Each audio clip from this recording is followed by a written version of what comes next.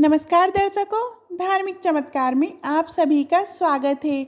आज हम आप सभी को नवरात्रि के प्रथम दिन शैलपुत्री माता की पौराणिक कथा सुनाने जा रहे हैं।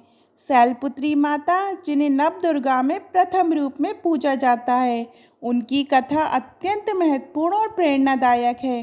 वह माँ दुर्गा के 9 रूपों में से पहला रूप है, जिनकी पूजा नवरात्रि के पहले दिन की जाती है। उनका नाम शैल और पुत्री से मिलकर बना है, जिसका अर्थ है पर्वत की पुत्री। उनका ये रूप प्रकृति और शक्ति का प्रतीक माना जाता है। पौराणिक कथा के अनुसार शैलपुत्री का जन्म राजा हिमालय के घर हुआ था। हिमालय को पर्वतों का राजा कहा जाता है, इसलिए शैलपुत्री को पर्वतों की पुत्री कहा जाता है। माता शैलपुत्री पूर्व जन्म में दक्ष प्रजापति की पुत्री थी और उनका नाम सती था। सती का विवाह भगवान शिव से हुआ था। सती के रूप में उनके विवाह की कथा अत्यंत प्रसिद्ध है। राजा दक्ष भगवान शिव को पसंद नहीं करते थे और उन्होंने अपनी पुत्री सती के विवाह को अस्वीकार किया था। एक बार राजा दक्ष ने एक बड़ा यज्ञ आयोजित किया और सभी देवताओं को निमंत्रण दिया, लेकिन भगवान शिव को आमंत्रित नहीं किया। जब सती ने यह सुना तो उन्हें बहुत दुख हुआ और वह भगवान शिव की अनुमति के बिना ही यज्ञ में भाग लेने पहुंच गईं। यज्ञ में पहुंचने पर सती ने देखा कि उनके पिता दक्ष ने भगवान शिव का अनादर किया और उनका अपमान किया। सती ने अपने पति का अपमान सहन नहीं किया और क्रोध से भरकर यज्ञ की अग्नि में अपने आप को समर्पित कर दिया। सती का ये बलिदान बहुत ही दुखद था और भगवान शिव ने इस घटना से अत्यंत क्रोधित होकर दक्ष के यज्ञ को नष्ट कर दिया। सती के इस आत्म बलिदान के बाद भगवान शिव बहुत दुखी हुए और उन्होंने संसार से विरक्त होकर तपस्या में लीन हो गए।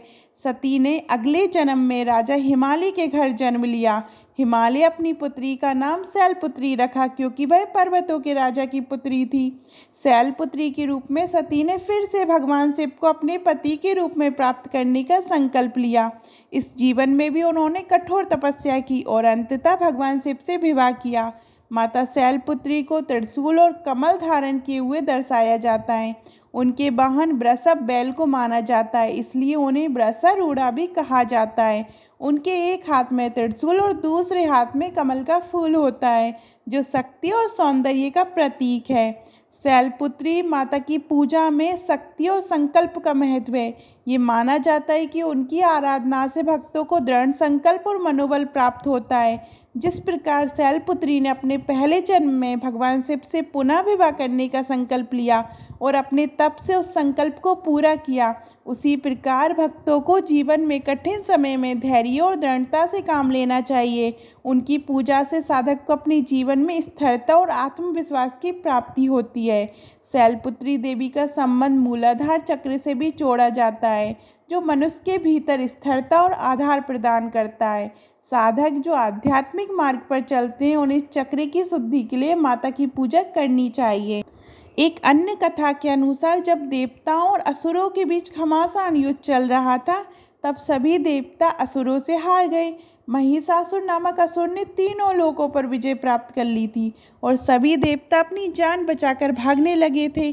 तब सभी देवताओं ने भगवान ब्रह्मा, विष्णु और महेश के साथ मिलकर एक महान देवी का आह्वान किया, जो महिषासुर का अंत कर सके। उस समय देवी शैलपुत्री ने अपने शक्तिशाली रूप में अवतार लिया और महिषासुर को परास्त किया।